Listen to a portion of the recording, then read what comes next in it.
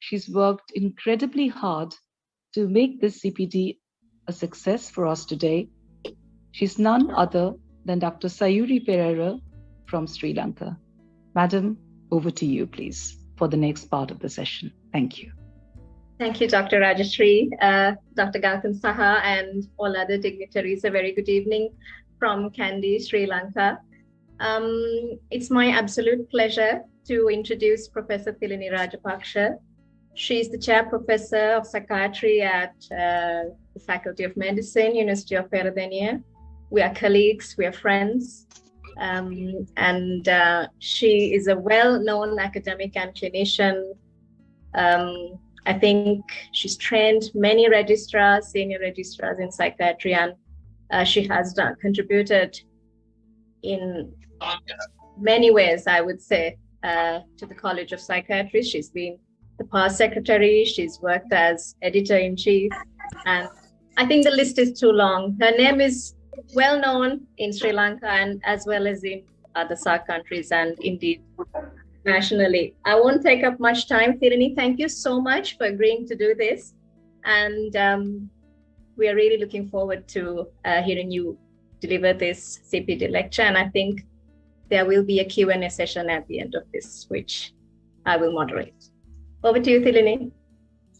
Thank you. Thank you very much for that very flattering introduction. And thank you also to the SAARC Psychiatric Federation for having me here today. I'm quite honored and flattered to be the first person at the CPD lecture series. Just give me 1 minute while I try to share my screen. I think I am sharing my screen now. Can you see it? Yes, it's visible. Okay. Can I make it present? Yeah, good. Fine? Okay, all right. So I've been invited to talk about this topic, which I think is familiar to all of us. I mean, it's something that is universal and human, and part of it is not a disorder. But I'll just take you through the basic concepts, particularly keeping the trainees in mind. So when we talk about grief, really what we are talking about is it's the reaction, the involuntary sort of the gut reaction that we get when we lose somebody that we care about. Usually it refers to the reaction, the emotional, behavioral reaction you get when somebody you love dies. And it is one of the most basic experiences. It's something that we all go through at some point in our life. The only way to avoid it, the books will tell you, is not to care for anybody, which is hardly an answer. And there's been a lot of writing about grief, both academically and also in the literature, which we might touch on. So when you talk about, if you look at from a point of view of psychiatry, if you look at the short Oxford textbook of psychiatry, the book will describe grief as happening after bereavement. By bereavement, we mean the death of somebody we love. We lose that person by death. And that loss by death loss is bereavement. Grief is a reaction we get because of bereavement. And that's your textbook description of grief. Having said that, I mean, we all are aware that in our day-to-day practice, we see a lot of grief that happens after loss, but it may not be after loss due to death. You could lose a person due to the person might migrate. A woman's daughter might get married and leave home, and the mother might experience grief, even if she has planned and arranged that marriage for that daughter. And we see this sometimes more in our South Asian context. We could feel grief after the loss of a thing or retirement, for example. The concept is you have lost something or someone that is very dear and very important to you. And that reaction to the loss is what you get as grief. The other word the trainees particularly will hear tossed around is this word mourning. Mourning goes hand in hand with grief. Grief is emotional, you can't control it, it's behavioral, it's something that comes from inside of us. Mourning is what society gives to us from around us based on our culture, our background. Mourning is the cultural processes that happen when we lose somebody. Okay. So and it's mourning, as we know, happens differently in different backdrops. This is a very South Asian scene, a scene of a funeral, and you can see the manner in which the funeral happens as well as the crowd. So there's a lot of people there. Whereas this is a different cultural background where people might engage in mourning quite differently. Sorry, can I ask whoever it is to mute themselves? Thank you. Okay. So when you look at the textbook will tell you that grief happens in different stages. And again, but having said that, in truth, if any one of us has experienced grief, you'll know that it's a continuous process. It's not something that you can break into bits. But artificially, for the sake of description, we do divide it. And the divisions that I described to you now are what's described in the short Oxford textbook of psychiatry. So the initial stage, now if you were to understand this, to try and imagine this, imagine you have a husband and wife, and the husband goes to work in the morning, goes to office, and then at about 12 o'clock in the afternoon, the wife gets a phone call that this man, something has happened. He's had a chest pain, a heart attack, he's been taken to hospital, things have not gone well, he's passed away. And what's the woman's first reaction when she hears that? The first reaction is, it can't be. I packed him a lunch. I spoke to him in the morning. We are going out again in the evening today. So that initial reaction to that terrible loss is denial. And that's a very natural, almost protective reaction that we get when we first hear the news of the bereavement. It could be, you could describe it as a sort of temporary defense. And usually it moves on to acceptance or partial acceptance. But that first reaction to hearing somebody has died is often denial. But of course, it can be very brief. It can be a few seconds, minutes, hours, maximum. That if it goes on for much longer, then there is something wrong. So what happens? What happens next? You hear the news, you feel the first reaction is, it can't be. This is not possible. It didn't happen. This is just a bad dream, bad news. They're talking about somebody else. But then this woman who heard this news, this example that I gave, she goes to the hospital. More people keep telling her this happened, he came, he got a pain like this is what happened.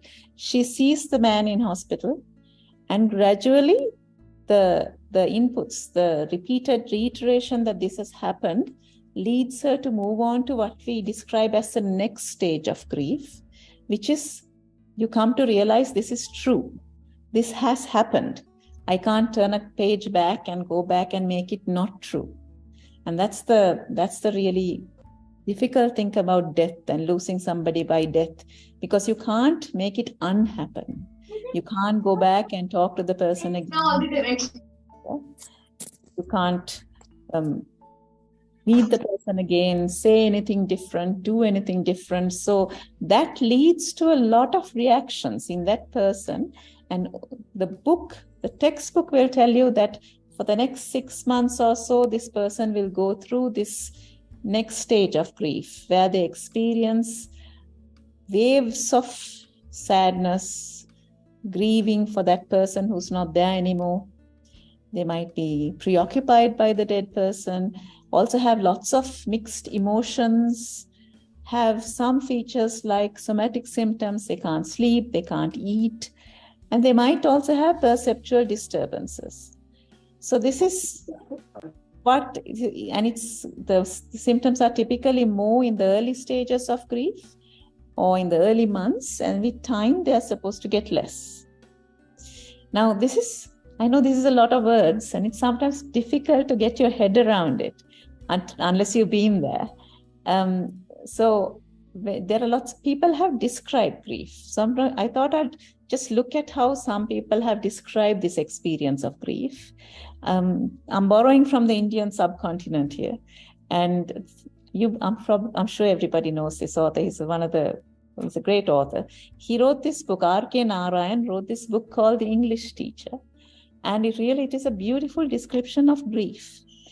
In the book, it's basically about an English teacher, a young man, and he gets married, I think, through a proposal to another, a young woman from the village, and they get together, they come to the town, they have a child. When the child is about 4 or 5 years old, the wife gets typhoid and dies. And much of the rest of the book is about his experiences with, how he goes, how he reacts, how does he get on with his life after his wife dies. And it's worth a read. This is a little bit, I've just put a few excerpts of how he describes this. So he says, this is soon after his wife's death. After the funeral, that was over, people have gone away, now he's at home. The days have acquired a peculiar blankness and emptiness. So he's not even saying he's sad, he's just feeling flat, empty. And then the biological features. He can't sleep. And when he can't sleep in the night, he's thinking, he's remembering his wife. And then this is interesting. In the darkness, I often felt an echo of her voice or speech.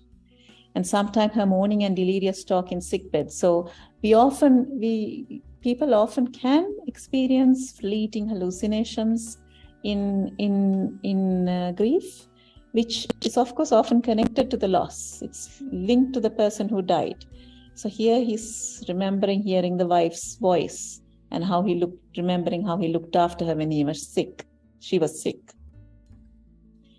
In another place, this is a different part, also after the funeral. I just put it up because I thought it was interesting, because sometimes it's difficult for us as outsiders to know how do we react to somebody who is experiencing bereavement.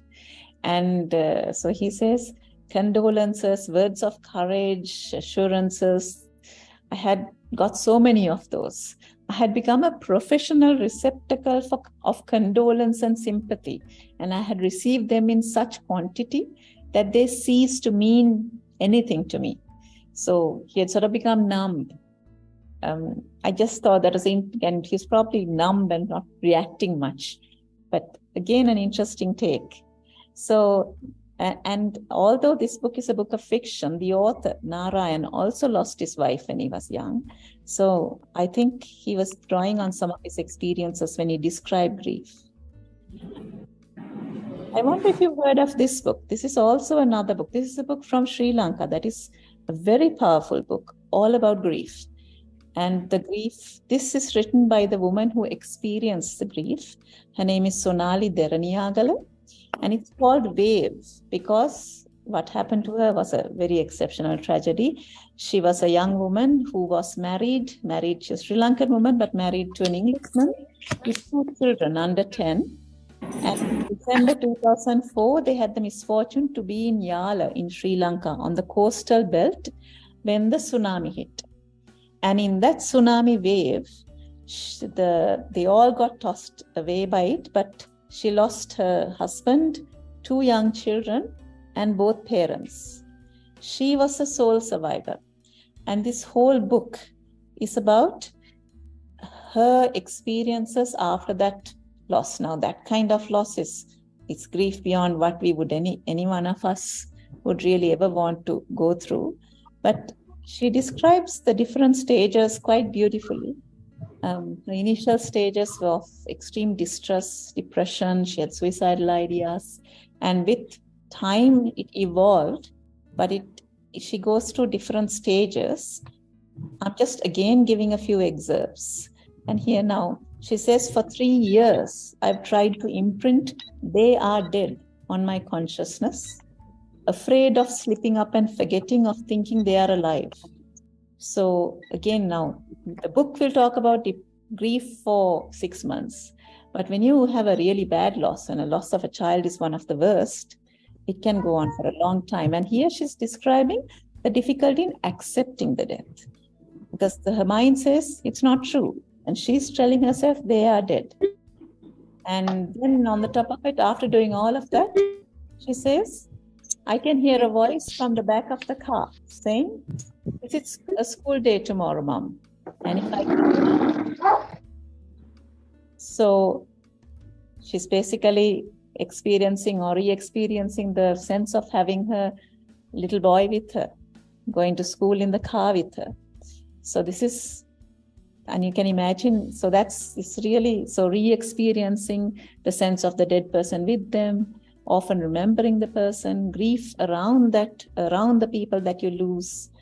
These are all examples of what we call the second stage of grief. I put this up because this is also from Sonali's book, that she talks about how her emotions after they died.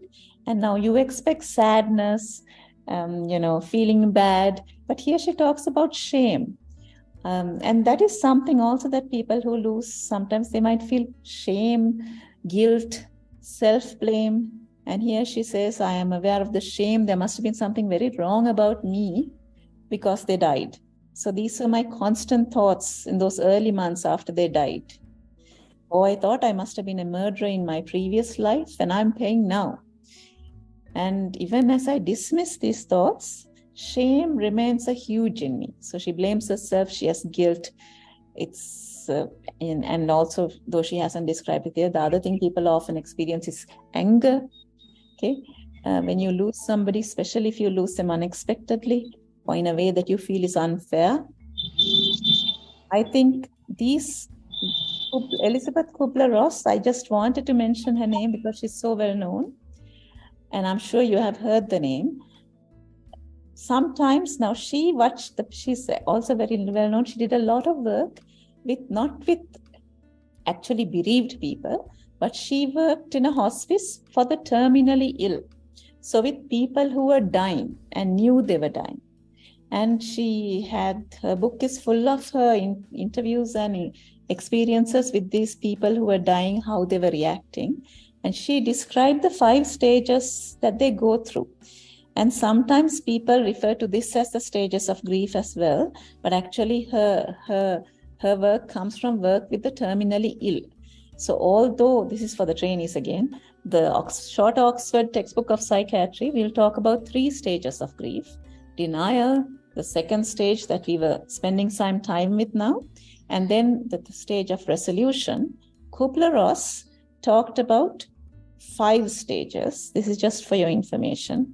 And, she talked about the initial denial that we mentioned, but also then she said people get angry. Then they start bargaining with their God, saying, if I do this, so if this happens, then let me live a month longer. And then you get to accepting and getting upset and depressed. And finally, acceptance at a sort of, level of acceptance without the depression. So she described these 5 stages, but in people who were terminally ill. Sometimes it's now also used as to describe grief. Okay. In the three stage classification, this anger, bargaining, depression, all of that goes into 1 stage. It's denial, stage 2, and then finally acceptance. Could I ask anybody who is, thank you. Sorry. This question now, I know as psychiatrists and psychiatric trainees, we see a lot of people grieving, but do we see grieving people in our work and not realize that they're grieving? So what we might see is people in the second stage, maybe they are a man whose wife died 2 months ago, comes and blames the doctor and, is abusive, verbally abusive, blames, threatens to go to court to a point where it's unfair. But that also, unless you recognize this possible grief and the different emotions that he's going through in grief, you may not understand where he's coming from. So this is just a thought that because we work with a lot of people who have undergone grief. Some of it we know that they're grieving, but sometimes we don't realize. By the way, and then the book will tell you, after people have gone through that stage, they will finally come to this last stage of, accepting the loss, adapting to life without the dead person. Again, many people resolve their grief in different ways. Perfect resolutions may not always happen, and reminders are always painful. As Honorary Peradeniya talks in her book, she said now she is, I think, 10 years after the death, 10, 15, 12 years after the death. She says, still, when I know that the boys' birthdays are coming, the months before the birthday, I get upset, I get anxious. And at the birthday, it's terrible because I'm thinking they would have been like this at this point. So, but at other times, she has moved on. Even she has created a life for herself. By the way, if anybody has questions, you're free to ask, jump up and down. And if there's anything in the chat, I'll check on it at the end. Okay. I think the answer to this is fairly straightforward. Yes, it is a normal, universal phenomenon, grief. And does it need medical help? Most of the time it does not. And usually, depending based on where you are, support from your family and friends in the community is more than enough. But a small caveat, take the person's individuality and circumstances into account, because although grief is universal, each person's grief is also slightly different. How a person grieves can be different based on how they've been brought up, their own personalities, the culture. Okay, so each person grieves in their own unique way.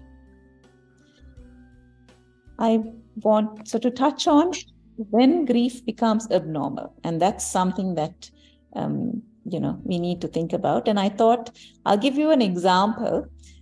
These are people I've seen in the past few months in my work, in my clinical work.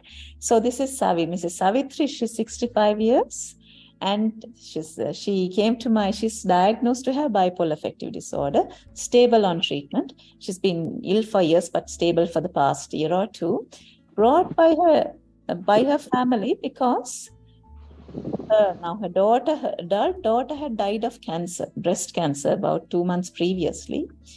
And when the family were worried, because now this Mrs. Savitri was saying that the daughter is alive. So she was not accepting that the daughter is dead, and also upsetting the family was that she was claiming that the husband and the son have, plotted to hide the daughter from her. She has a sham funeral.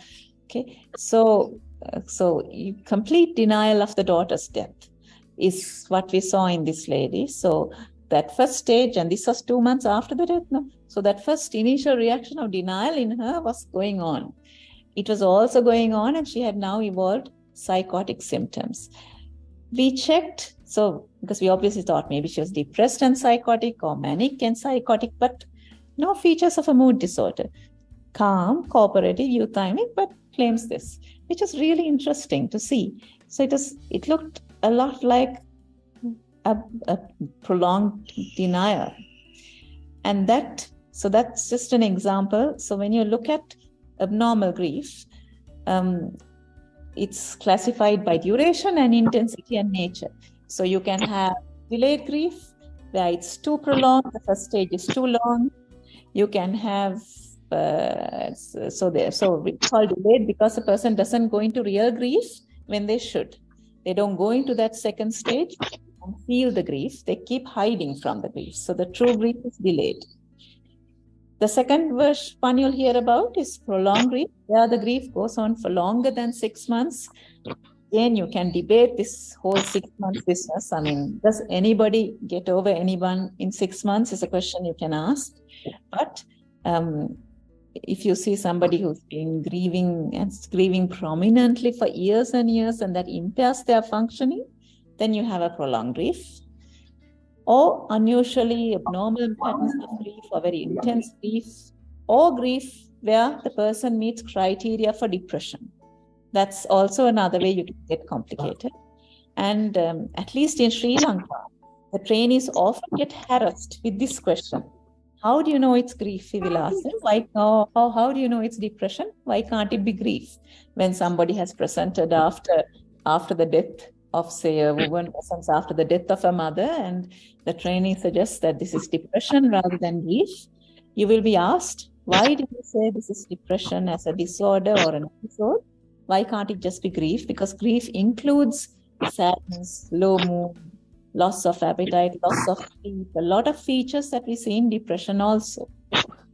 So there are some differentiating features. The key thing with grief is that it's all about the loss of that person, all about the person who died. So in depression, you get more. So one thing is severe psychomotor retardation. You're very unlikely to see in grief, much more in depression. Also in depression, you can get this global sense of hopelessness, worthlessness. It is not limited to remembering the person, or it's not limited to situations which we shared with the person who died. This is all the time, when at home, at work, at other places. So whereas when it's grief, so the first example I gave you, the woman who lost her husband, about 3 months after the death, she might find when she goes out, say, to work herself with her colleagues, she forgets temporarily, she feels better. When she comes home in the evening, when she and her husband used to sit and watch TV together, she feels terribly lonely and sad and remembers him. So that's typical of grief. Whereas in depression, if she was depressed, going to work would also be difficult. And at work also, she would feel stuck. And, I can't work, I can't concentrate, I can't focus. And prominent suicidal ideation in all situations or in many situations again suggests depression, because in grief, it can be there, but it's usually fleeting and with ideas of sort of rejoining the lost person. So it's the pervasiveness and the nature of the symptoms that differentiate the two.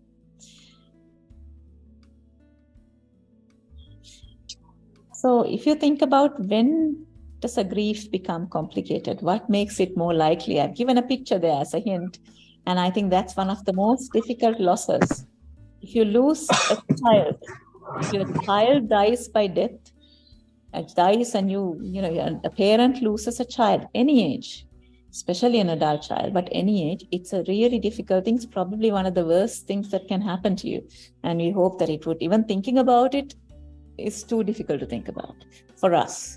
So, but how do you face it if it happens? I mean, how can you even expect that mother or father to ever recover from the grief of the loss of a child? So, and this is what... Hello, can I ask to mute? Thank you. So when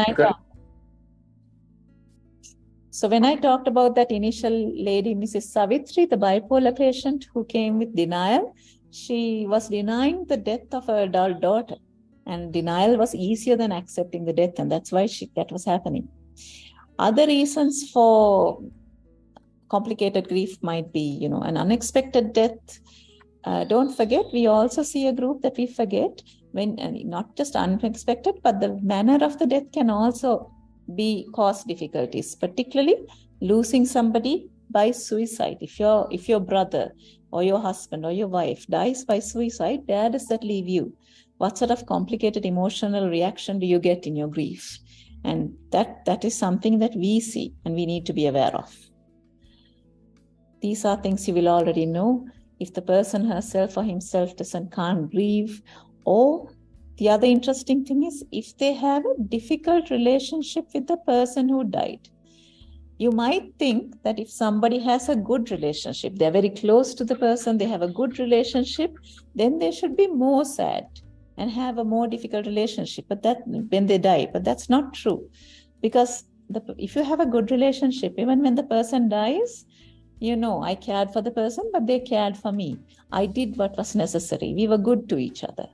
Whereas if you have a difficult relationship with somebody and you're close to them also, and they die, you can't go back and correct things that you want to change. You might think, I wish I hadn't, I wish I had treated him better. I wish I had not done that. I wish he had not done that. I wish he had been kinder to me, but I can't go back and fix the relationship or ask him to change. So then that causes that ambivalence that the difficult relationship causes. So that causes grief. So it's the difficulty in the relationship that translates into a complicated grief. Obviously, if somebody has a history of a psychiatric disorder, then your risk of pathological grief is much greater. And this is just for you to know. The important thing is mortality rates are increased in people who are grieving in the first 6 months, particularly when it's older people who are grieving.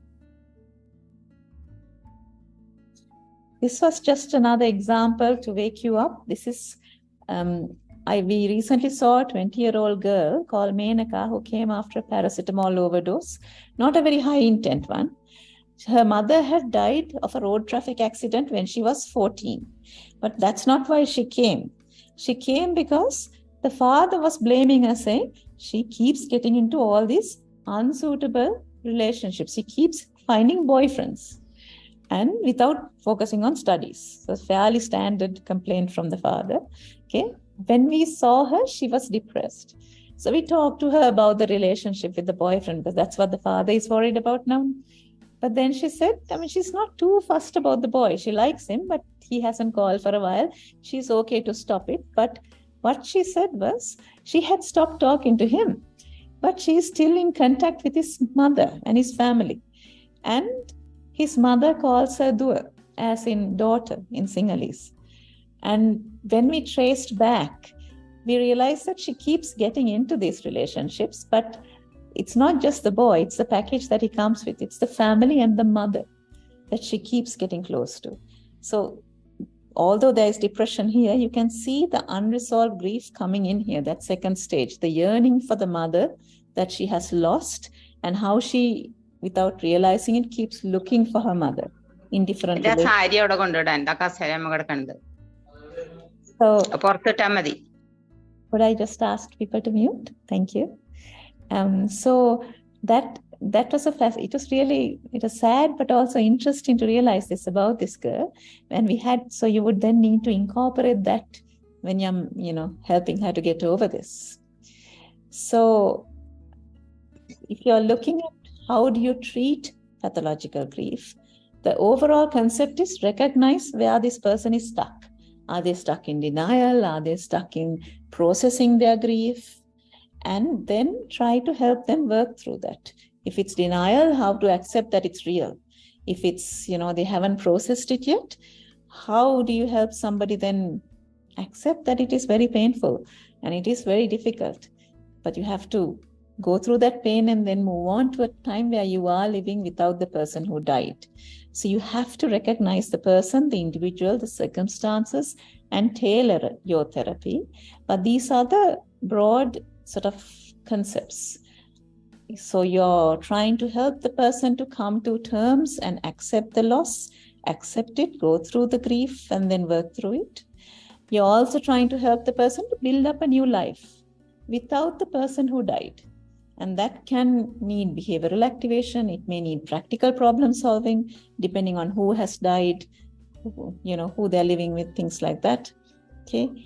And then pharmacotherapy, obviously not for grief per se, but it can be very useful if there is psychiatric comorbidity like depression or alcohol misuse.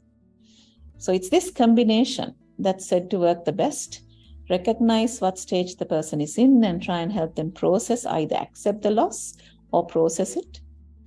So pharmacotherapy if needed, activity. So for Menaka, like I said, who was still looking for her mother in every relationship she went to, it's starting with acknowledging that and then trying to work through that, which is harder. Okay. And it's sometimes, now trainees, you might be familiar with situations where we say, if the occupational therapist will say, so if you're to do grief work, ask the person to bring a photograph of the dead person and look at it. So it's not just doing that. You need to understand what's the concept behind it. If you're asking a person to look at the dead person, you could be, helping them. One thing is to accept that the person is no longer there, and also remember the person and experience the pain, so that you grieve, and then that will be the start of moving on. But it's difficult. And so grief therapy can take different forms depending on the person. So the book Sonali Deraniyagala, who wrote the book Wave, that book was part of the therapy that she was doing to come to terms with her grief. She didn't start it as a book. She just wrote her feelings because that was therapeutic for her. And it was several years later that she, because it was so descriptive, they put it into a book and published it. So you tailor your grief work depending on the patient and the situation, but do no harm. So little is known about, there's not a lot of research on the efficacy of grief therapy. Not a lot, and we really don't know some things like how effective, and also things like what's the suicide risk in complicated grief? We don't know that. So if somebody's looking for a project, though it's a bit difficult to do, something to be done. So finally, grief is a normal human universal experience, and our role would be, if necessary, to help the person process the grief and move on to become a person who lives without the dead person. So, can I ask people to mute? So, I'll leave you with that. This is a poem written by a man who was, again, this is about grief, about the poet is writing about his reaction to a man who died, about his close friend who died. And that's, the poem is by Auden. It's all about, again, it's grief, but a different style of expressing grief. Okay. So I will stop with that. I hope I have not gone over time. And I'm happy to take questions or comments if necessary.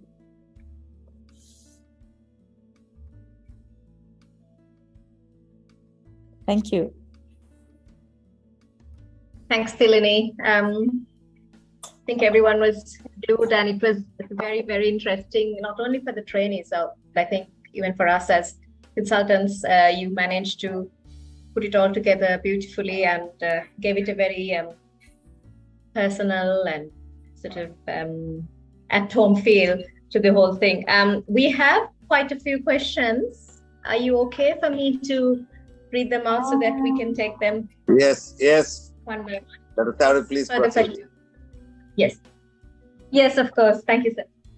So the first question was,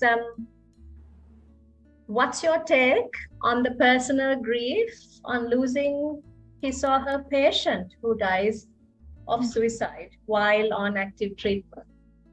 That's one of the first questions. Thilini? Dr. Sayuri, please name the who question actually. I think it's if possible. Somebody calls, it's Sudip. I think Sudip. Is it? Yes. That's right. Sudip Som. Yes. Yeah. So, I think that's it's a really important question, and it's something that I think all of us have gone through or will go through as practicing psychiatrists and psychologists. It's grief, but it's a grief it's also in a funny sort of way. It's different because you don't actually, so grief typically is about you lose somebody you love. So you don't, I assume, love your patient, but you have a large commitment to your patient, and the emotional reactions you would get if this was a discussion, I'd be asking the trainees, what sort of reactions would you get with it? But I think one of the obvious things you get is, you get upset. Guilt is a large part of it. Did I do something wrong? Was it my miss that this person died? And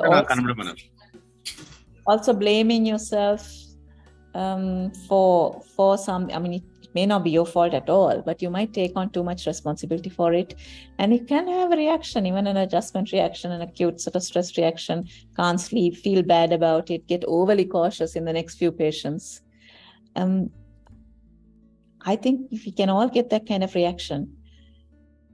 By the way, there are many people here who are also very experienced in this field. If anybody wants to chip in, very welcome.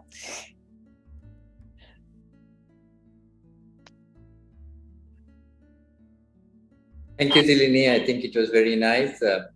I'm just thinking, I think I saw a few questions also on the neurobiology of grief and depression. And I see Dr. Mohandas as well. Sir, do you have anything to say in terms of the neurobiology? Yes, you're an expert in this area. Yes, sir. And nothing more to add. It was an excellent presentation with more than 160 people attended. That's a great thing for SARC Federation. Now, Thank you, sir. Neurobiology of almost all conditions are interlinked. The reason being, grief is a normal reaction for a loss, and it usually subsides. We usually put it in several stages in slow. Then there are so many terms of type of griefs. What is prolonged grief, protracted grief, complicated grief? I mean, Thilini has already told. Some people say disenfranchised grief. Some people say vicarious grief. That means just hearing some story of something, you feel sad.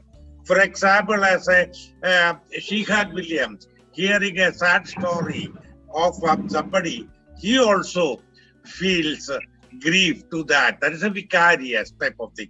It is almost like a compassion fatigue. We talk in organizational psychological medicine. That is one side. So is it PTSD? The problem with the so-called PTSD, unfortunately, though our diagnostic classification was phenomenological, some terms have come into etiological classification. That is why post-traumatic stress disorder, PTSD, many of us will not. That so grief is, or the reaction, whether complicated, is a phenomenological thing for any trauma for that matter. Thilini's many descriptions are almost like a PTSD, some of them with the flashback reactions and etc. PTSD also, the phenomenology also is changing with the different classifications. I will not go into details. Only difference is depression, we know the neurobiology. Grief is a normal reaction. Initially there is a detachment, there are correlates. PTSD, it is little bit different. The flashback reaction neurobiology is different. I don't think this is the platform to talk on neurobiology of PTSD, neurobiology of depression. Subtle differences there, but they are all mixed.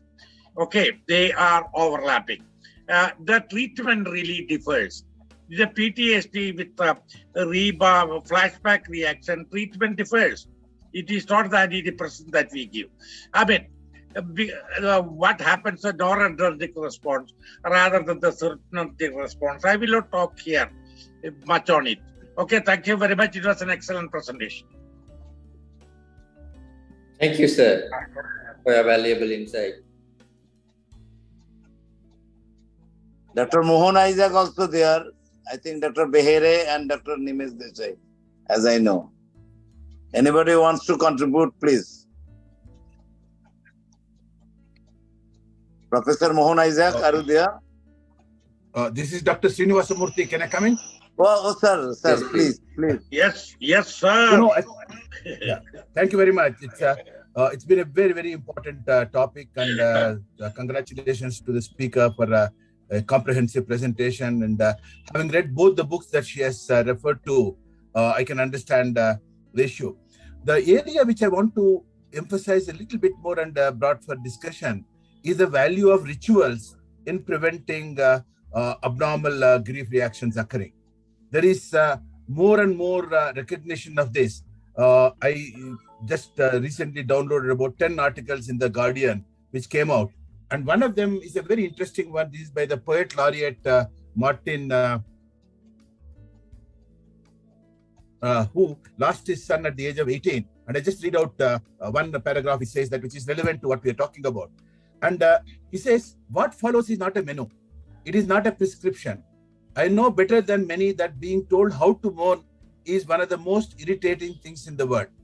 We each have to find our own ways of doing it. We can match, watch others do it, listen to what they say, but in the end, we have to make it work for whoever we are and whatever life situation we are. I would strongly advise people to read it, or I'll put on my email. If you send me an email, I'll send you all the articles covering that. The point which I want to make is that in our Eastern cultures, there are a lot of rituals relating to what you can do, what you cannot do. And this seems to be very, very protective. And again, there are some recent papers showing in Latin America, similar rituals are also protective of abnormal grief. We need to study them. We need to document them, not just glorify it, and see how we can bring it into the lives of people who are not living in big communities. See, all of these rituals were part of the larger communities when we were all living together in small villages or homogeneous communities. In urban areas, much of this is lost. So my own request to all the people in the audience is, don't look at grief only from the Western viewpoint. Look at it from the way it is experienced and how it is responded to in the Eastern cultures. Without glorifying it, see what is good about it. For example, I tell you, just end up with my point by saying, for example, in my community, for 21 days, the family doesn't cook. And all the food is brought by relatives for every meal, and the meal is shared by everyone. And every evening they read through a particular book where the soul is transiting to the other world. I mean, I thought it was a fantastic way of desensitizing and helping the people to do that. Similarly, for about 1 year, you don't wear new clothes, you don't do a marriage, you don't change a house, number of things, which means you are decreasing the number of social events, life events, adding to this one. And as you know, in the SRRS of Holmes and Rahe, death is the one which has the highest social readjustment rating scale. So I think it's a very important topic, both in terms of it becoming more and more relevant, but also an opportunity for us to rebuild our cultural strengths to address something without medicalizing it. Thank you very much. Murthy, can I just comment on it? RS?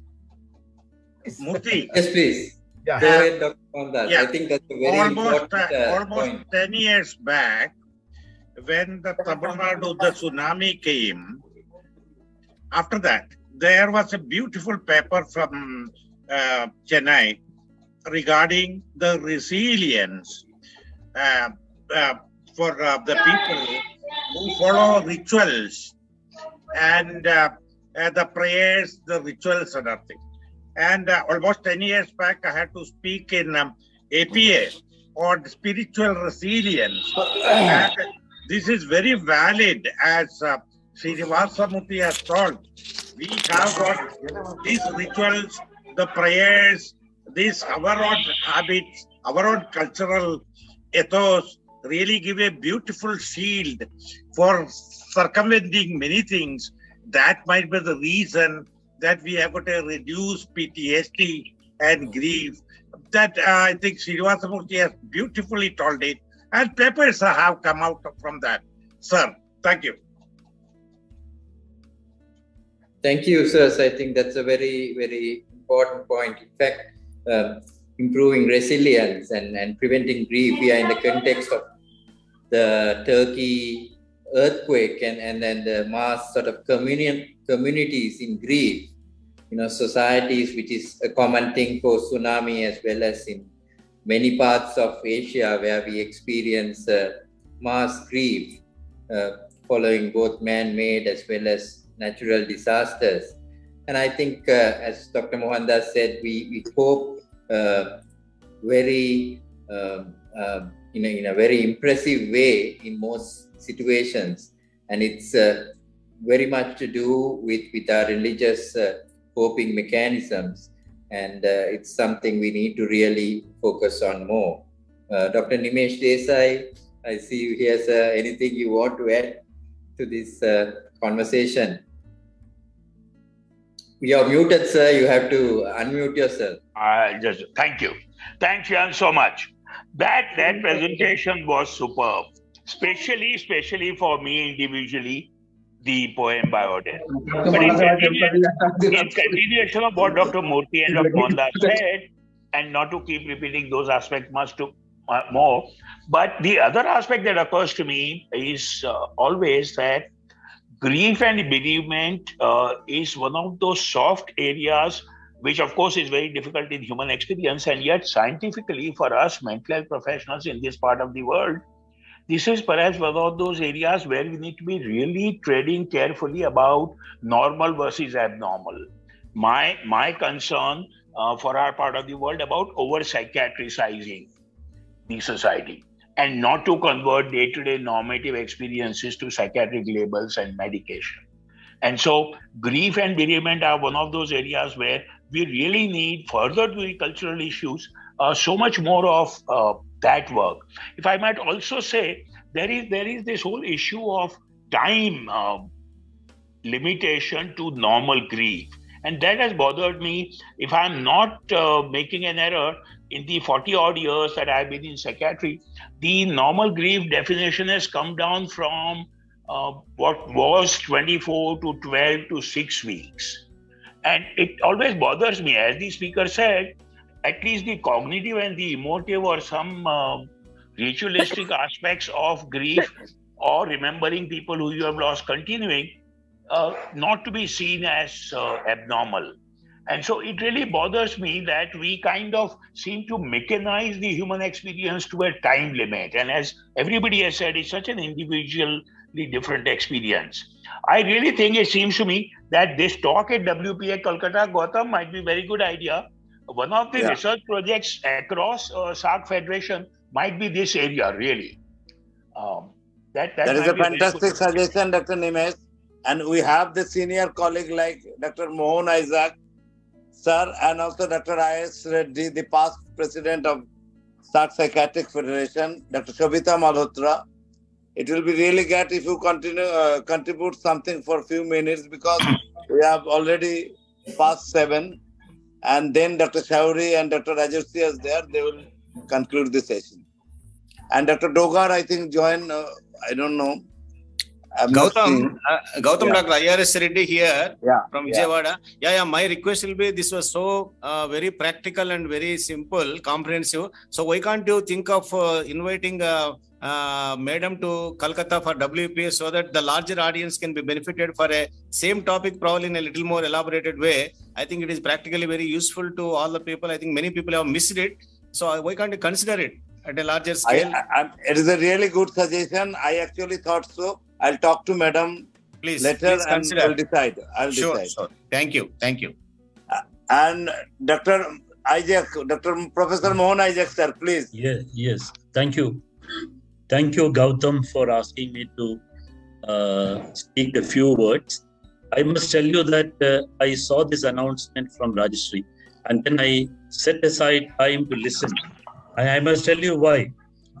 And the reason is, 2 years ago, I think before COVID, one of the Sri Lankan Psychiatry Society, Psychiatric Association meetings, which I had the privilege to attend, there was a keynote address, or I think an oration, by Dr. Thilini Rajapakse.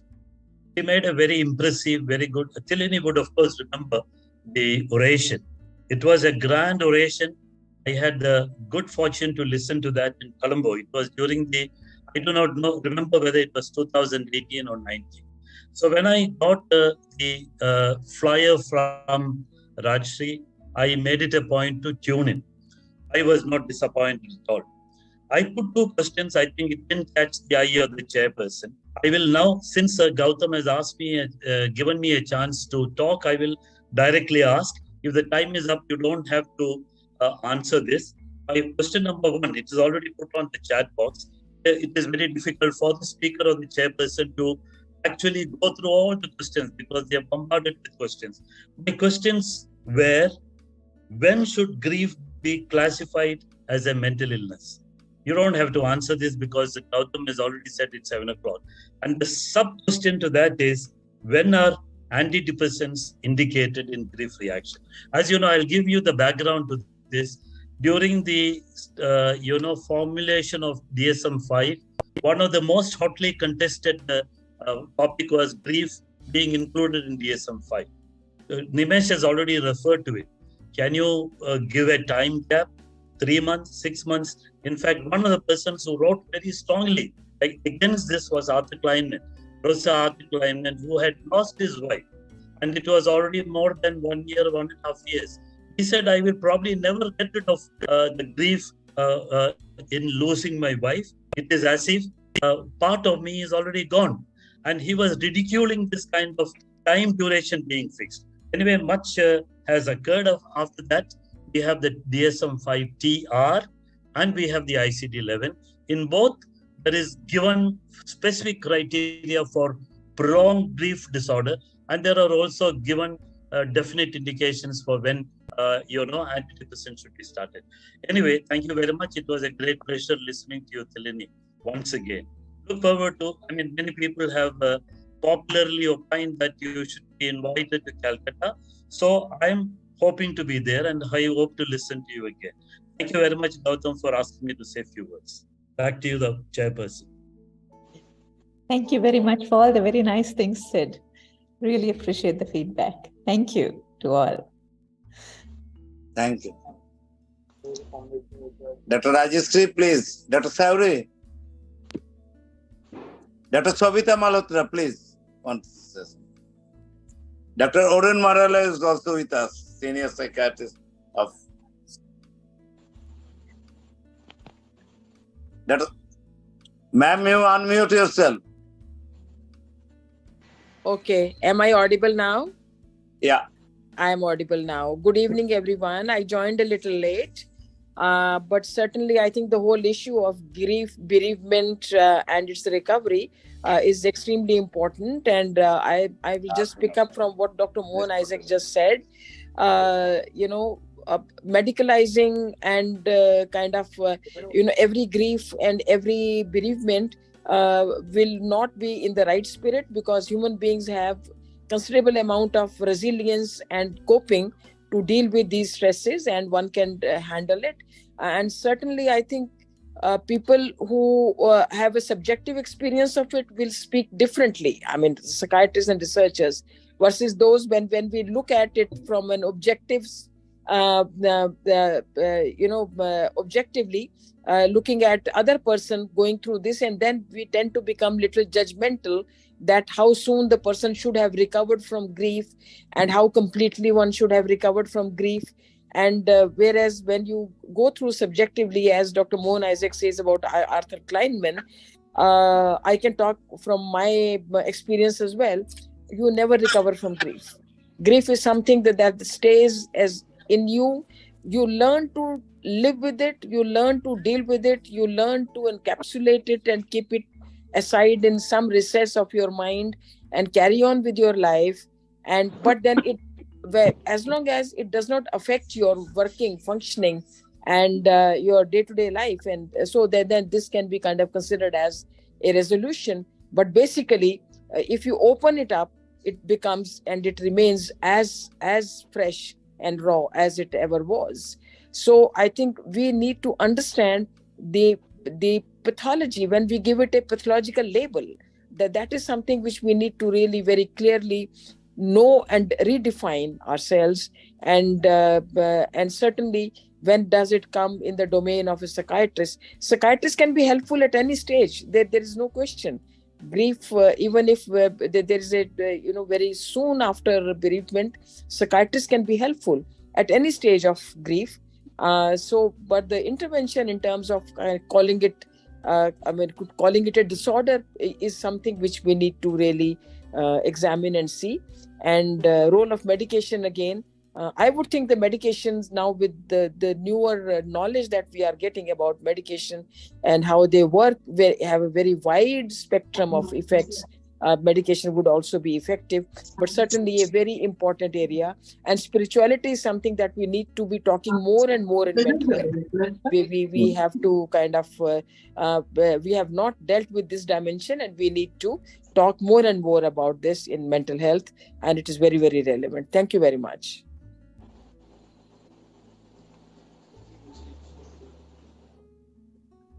Thank you, ma'am. One thing I am saying, sir, ma'am, actually what happened, I can explain from my own life. I lost one of my bosom friends, I think 20 to 22 years back.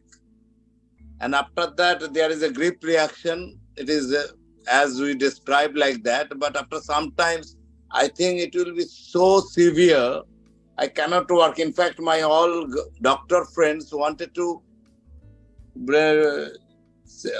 discuss with some physicians or something. They saw what is happening, because the physical symptoms are more.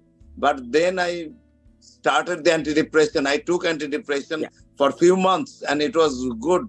And I think sometimes it happens that it is a clear-cut definition. Maybe it may not be in the diagnostic criteria. Sometimes it was a depression and the symptoms were totally, it is a fatigability. Depressive symptoms are there. Physical symptoms are much more. It is in my own personal experience, I am telling you. But that course of, I took almost 6 to 9 months antidepressants and I was recovered. And that is the thing, depression is there. Yeah. Certainly. Anybody else? Can I come in for just a brief one? There is one other aspect of the cultural resource which I want to refer. That is the stories and myths which are there. Let me just give an example. This happened about 30 years back.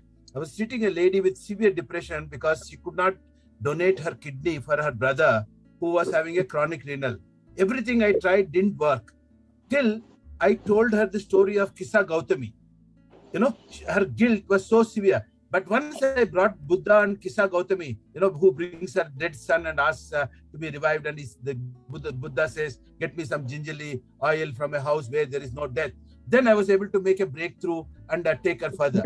So there are resources in our culture, in our myths and in our epics, which can be again used in helping people in addition to the medical things, which of course it is always there. Thank you very much. Dr. Shane William, Chairperson, sorry, we are discussing at random. Please, sir, please go ahead.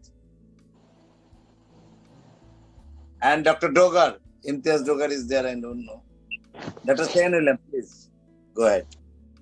Sheehan, unmute. Yes, I need to thank everybody for all your contribution. Thanks for all the participants also for joining in and contributing and listening to Professor Thilini Rajapakse's lecture. Thank you very much once again, Professor Thilini Rajapakse. And again, I must congratulate Dr. Saha and the SARC team for organizing this lecture, and I hope it will go from strength to strength, and we will have participants regularly and sharing particularly the rich content of the South Asian region. And that is what even Dr. Murthy brought out, in the sense of so many different aspects which are different from the Western outlook, which we need to develop and strengthen for our region and the practices we have as a group. So thank you, everybody. Dr. Rajashree, I must sincerely thank you. And big hand for our speaker today, Dr. Thilini. Thank you very much for the opportunity and the invitation. And Dr. Rajashree, you want to say anything to conclude? It is absolutely. Thank you so very much. May I just request everyone to mute? Because as we talk about Waziul, and we talk about Chowdhury is there for vote of thanks. Okay. Sir. Dr. Waziul, sir, please, if you would like to say something. I think he is on the way from India to Bangladesh. No, I don't think. I haven't seen, sir. Is that all right? So please I would just like to request all of Dr. Arun Morales, sir, please. No, you are not taken any question. There are lot many questions are there, not answered.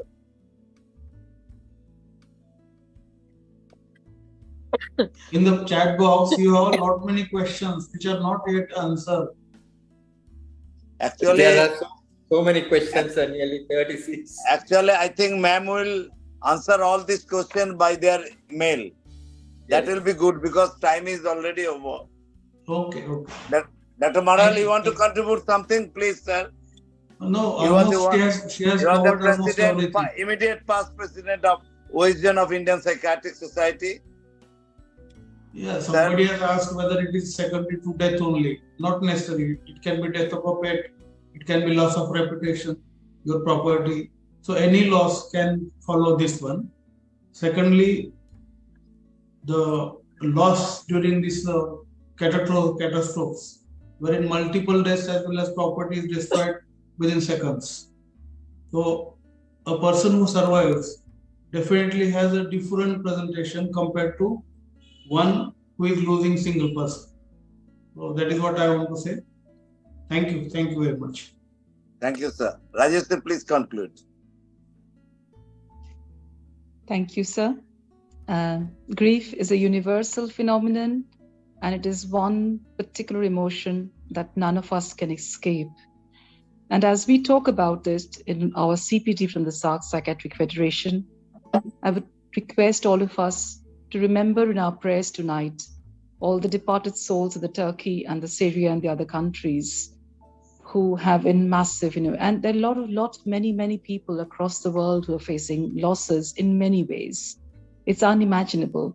But we also should pray that grief should bring back a gift, the gift of return in terms of building our resilience, our coping skills, and our ability to stay with each other through whatever ways we find, whether it's through intimacy, endearment, friendship, spirituality. And with that saying, I would like to thank our sponsors tonight, Intus Group Pharmaceuticals, for hosting this platform, our President of SARC Psychiatric Federation, our Vice President of SARC Psychiatric Federation, our Secretary General of SARC Psychiatric Federation, our Treasurer and our Editor, and all the senior members and advisors, Professor E. Mohandas, Sir, Professor Afzal Javed, Sir, Dr. M.S.V.K. Raju, Sir, for getting this whole platform together for us today so that we can interact, exchange our views, and help our generation and the coming postgraduates in a rich academic field across the boundaries. And as we say, it's beyond boundaries for all the 8 countries together. And of course, I would sincerely say the final thank you to none other than Sayuri, who has, she had selected Madam Thilini today for the first CPD session. And I would like to invite all of you to continue participating in these series. Do send us your topics and suggestions and volunteer speakers, because it's only when we work together that this will be a continuous series with great success. With prayers for all, thank you very much. Before finishing, I want to say it will be coming country by country. I mean, next, another country, from another country, one speaker will come. That will be very good, country by country. And it will definitely, not only we learn out of the topic, but also learn in their cultural and social background. That is most important. Though we have almost all socio-cultural background, but still we can learn out of this. Thank you so much. Good night.